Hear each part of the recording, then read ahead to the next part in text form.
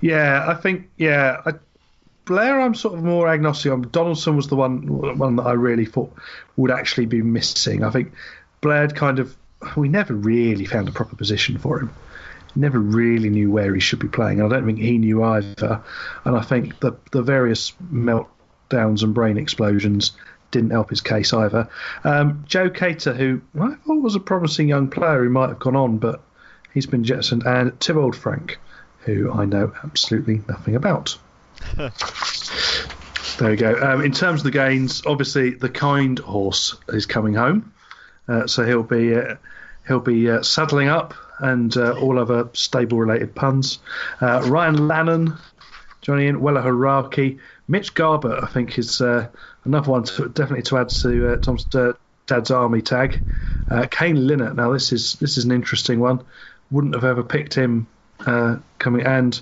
The really big one, Josh, who I believe won't be drinking water. So, what do you think of these additions, Sarah? I think Kindhorst is a really good player. I like him. There was talk that Garbutt might come to us, and I would have again taken him as a good signing. And Drinkwater's got a lot of potential. I think it'd be interesting to see what happens with the halfbacks. I think. Haraki and Lannon don't really do a lot for me though, but I think there are certainly 3 good signings there that will potentially do Rovers well. Yeah, in terms of Starman, I think it could be the year of the kind horse. The German international I think could really thrive, so I think we could see an extra level. If not him, it will be Drinkwater. I think it's just that undoubted quality that he's got. For Rising Star, I've gone for Will Dagger. I think he's sort of been lined up as the sort of backup half, almost sort of possibly overtaking Chris Atkin as the one to come on and sort of spice up. And will he also get a go at fullback early season with Quinlan injured to start the season? Yeah, I think that's where he's sort of being touted that's where he's going to start, and then he's going to be used as that sort of injection player to come on and do something. I think he could well be that rising star for me. Anyone got anything else on who they think might get either of those two? Well, I mean Elliot Wallace, when he made his debut last year on the wing, became the youngest player in Super League at that point, I think. He is tall and well built and looks like he's got the skill set to be a talent on the wing, so I would throw him into the rising star conversation. And Adam Quinlan was probably the star of the show last year for Hull KR, but he's going to be injured for a bit of this year. I like Sarah's point about questioning how Danny Maguire and Josh Drinkwater will work together, because I think they'll both want to do the same sorts of things. So that's interesting. Last year they finished 11th, didn't they, in the league, and 3rd in the qualifiers, which is basically 11th in the league. Now we don't have that that situation. League place, the listeners went with 10th on balance, on average, but I went with 9th, and I think that's kind of where we're all at, isn't it? Yeah, it's certainly where I'm at. I see we're going to be in that bottom group, so just above the dead relegation fodder, but not far off. Yeah, I'm a bit more positive. I've got them one place better in 8th. I think Linnett's a good player. He's been very solid in a decent North Queensland side. So he's a good signing. I think they have lost some good players. Obviously Donaldson is a favourite of mine, but I think they've brought some good players in. They've there's some quality in what they have brought in. So I see them slightly improving on last year. I think that's a good point you make. They've lost depth, but they gain quality. I think probably maybe 4 of the signings that they've made are better than maybe any of the players that went out. I mean, I know Todd Carney's relentlessly talented, but he didn't do out. So yeah, I think that's a great point, Al. Fair enough. Well, I think that wraps up the Robins then. No, you haven't. You and Sarah haven't said what position they're going to finish in. I said 9th. Oh, sorry. I thought I had anyway. Yeah, but as I said, Yeah, no, I did. Yeah, I Did Sarah say? I think 9th. I think they'll be behind us, as they should be. That's what we wanted to end it on, Tim. Yeah, well, happens enough, doesn't it? Can you just let us have 1 year? Right, we'll move on. No. We'll move on to the next one then, guys.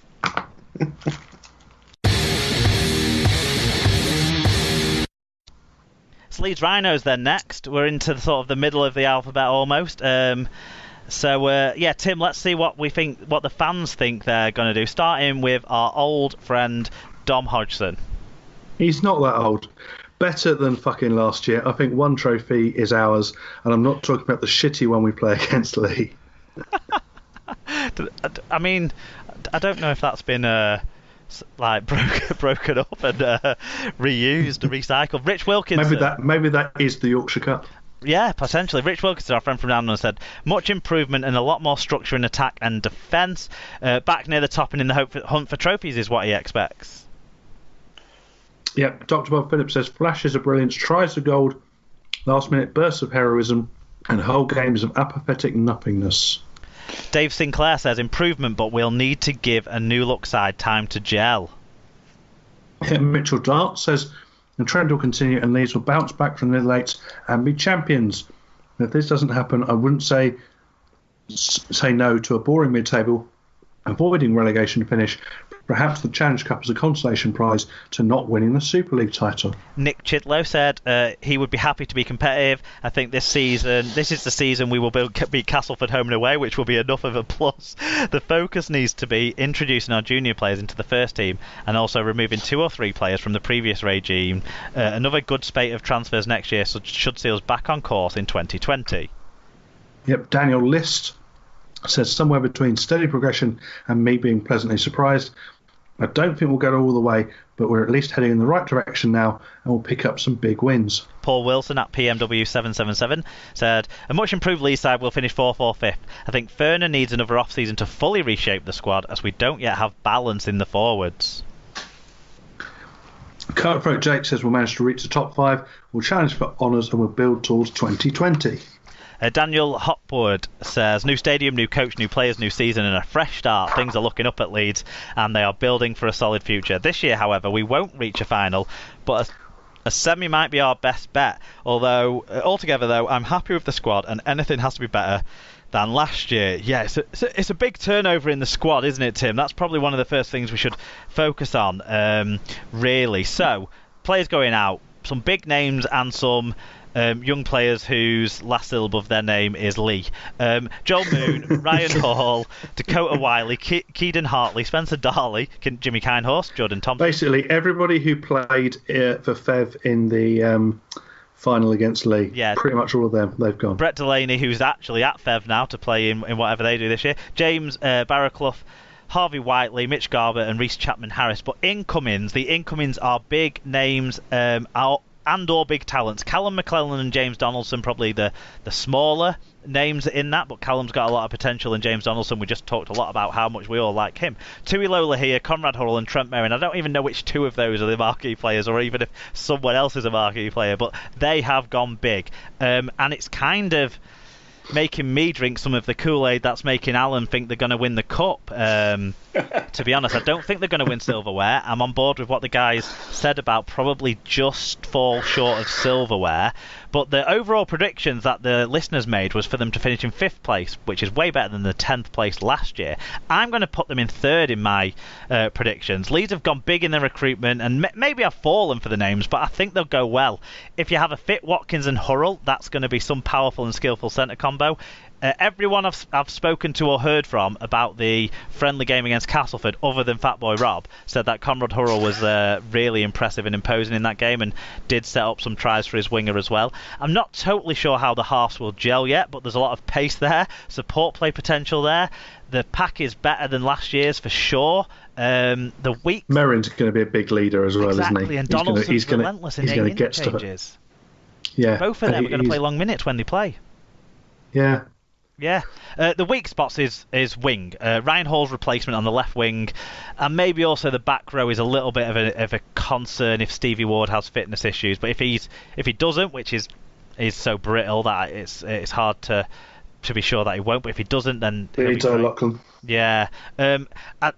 The big change around might see Leeds fall just short, like I say, in the big games near the end of the year, especially because I'm not sure which one of those two halfbacks is going to stand up and deliver those one-pointers that they so miserably failed at last year around. But I do think they've definitely got the quality to be a playoff side. Tuilola here is going to be the star man. I think he's going to be really exciting. His support play, his speed around the middle of the park, the way he can accelerate away from opposing defenders is going to be a thrill to watch. I've, in the end, toyed around with either... Harry Newman, who the centre/winger, who I think is a young kid at 18 who's gonna go well in this game, and Leeds will give some game time to this year. I plumped in the end for rising star to be Cameron Smith, though. I just think in the pack he needs to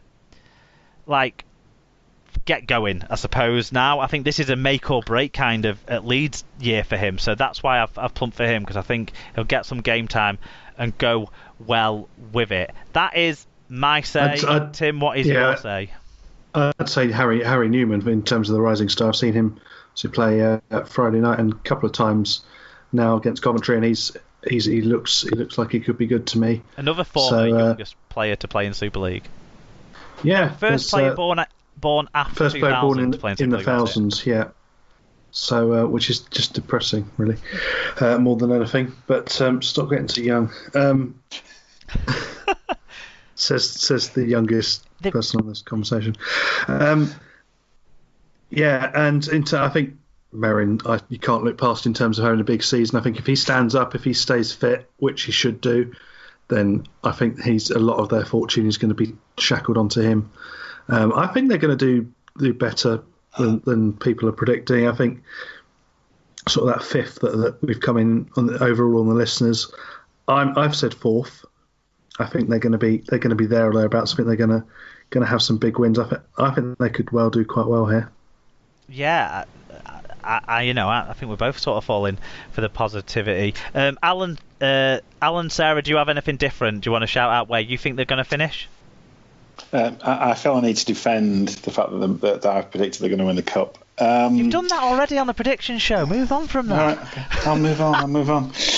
No, I think the only thing I think Lola here is a key player. Obviously, the rising star I'd pick out, and it's something about filling that. You mentioned it already with in terms of filling the gap with Cameron Smith in terms of Garbutt's production when he's fit, and I've gone for Alejke, kind of along a similar vein. He's been around there for a bit. I think it's time for him to step up and be that kind of presence that they need. So I'm looking for him this year. Sarah, Hull fans are not necessarily any fan of Leeds, but where do you think they're going to finish?